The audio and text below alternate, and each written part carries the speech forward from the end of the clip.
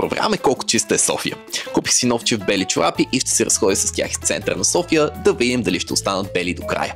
Започнах моята разходка по графа Раковска, като имаш някакви препятствия, и се насочих към Lidl, за да закупя едно гифреч на оператора ми, защото иначе заплаши, че ще спре да снима.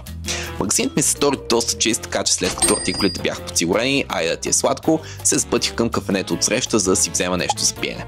Само че не мисля, че това беше най-добрата идея, тъй като малко след това Фреш си каза думата и трябваше да посетя едното място.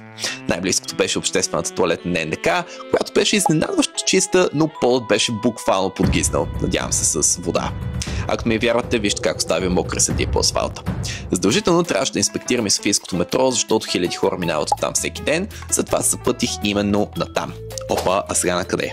Окей, намерихме нашата посока, метрото ми се стори доста чисто, нямаше как да не изиграя и една ръченица за хората, които така и така ме зяпаха като полезно изкопаем. След няколко минути метрото дойде, даже имаше празни места за сядане, хей кръченца, хей ги две, и се придвижих до Сердика, за да инспектирам хигиената и там. Все пак това е станцията, която привлича най-много човекопоток всеки ден. Много ми изприска да изляза да се поразходя и затова се запътих към Ларгото, направих едно кръгче около ЦУМ и реших да разгледам руините и стара Сердика под него. То се оказа доста приятно и даже беше хладно, затова решихме това да е последната спирка. Най-накрая стана време да проверим дали чорапите все още са бели. Абе, като гледам, май София не е много чиста, я по-добре се ходете с обувки. Напишете ми в коментарите в кой град да направя следващата инспекция.